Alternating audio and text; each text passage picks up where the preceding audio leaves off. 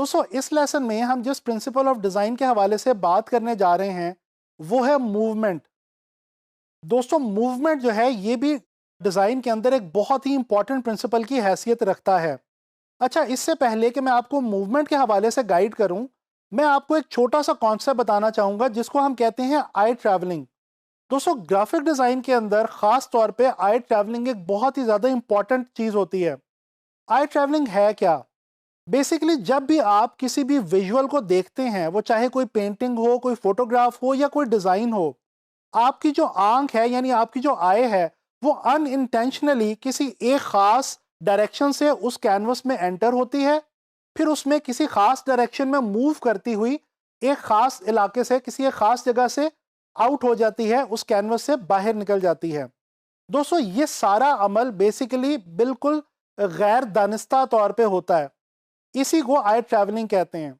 अच्छा, मूवमेंट का जो प्रिंसिपल है इसका आई ट्रैवलिंग से बहुत ज़्यादा गहरा ताल्लुक है।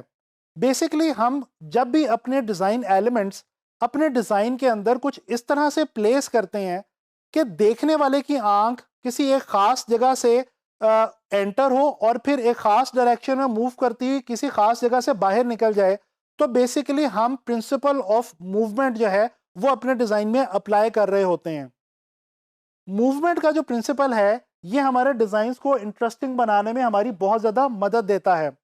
और जो सबसे ख़ास अहमियत है इस प्रिंसिपल की, वो इस हवाले से है कि इस प्रिंसिपल को अप्लाई करके हम देखने वाले की आंख को खुद से डायरेक्ट कर सकते हैं और हम खुद से कंट्रोल कर सकते हैं इस बात को कि हमारा जो व्यूअर है वो हमारे डिज़ाइन को किस तरह से देखेगा।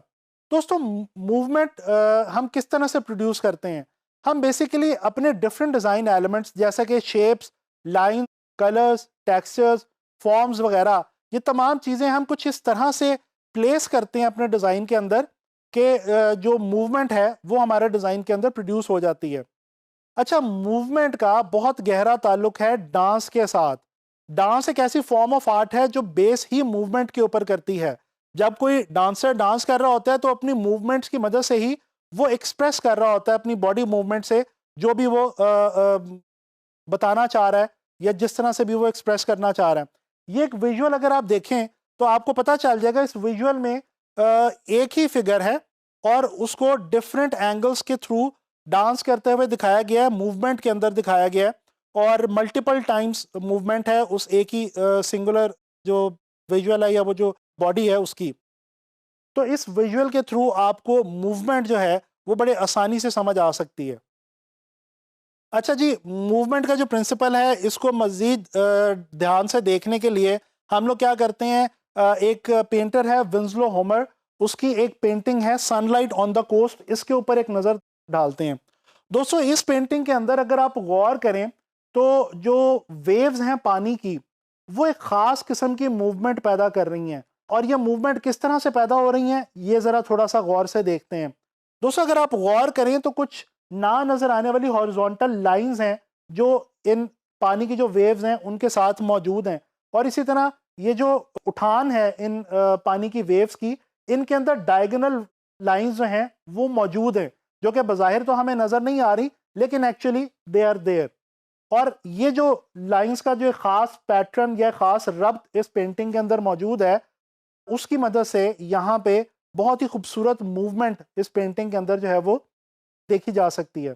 अच्छा, मूवमेंट जो है वो बाज़-औक़ात इस किस्म की होती है कि वो बहुत आसानी से नज़र आ जाती है, देखी जाती है और बाज़-औक़ात वो कुछ इस किस्म की होती है कि कुछ ऐसे एलिमेंट्स हम इस तरह से यूज़ कर रहे होते हैं अपने डिज़ाइन में कि वो बज़ाहिर हमें नज़र नहीं आ रहे होते लेकिन वो हेल्प आउट कर रहे होते हैं हमारे डिज़ाइन के अंदर मूवमेंट को ऐड करने में।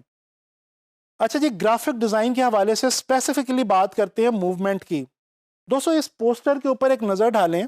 इस पोस्टर के ऊपर आप अगर गौर करें तो आपको पता चलेगा कि ट्रायंगुलर शेप्स को इस तरह से खूबसूरती से इस्तेमाल किया गया है एक ख़ास डायरेक्शन के अंदर कि इस पोस्टर को देखते साथ ही आपकी जो आंख है वो उसी डायरेक्शन में मूव करती है जिस डायरेक्शन में वो जो ट्रायंगुलर शेप्स हैं वो यहाँ पे इस पोस्टर में अरेंज की गई हैं या प्लेस की गई हैं।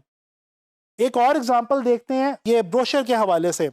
ये यहाँ पे एक ब्रोशर का डिज़ाइन आप देख रहे हैं और इस डिज़ाइन के अंदर आप देखें तो कुछ डायगोनल लाइंस हैं जो कि एक साइड से कर्व्ड हैं और एक साइड से जो है वो स्ट्रेट हैं।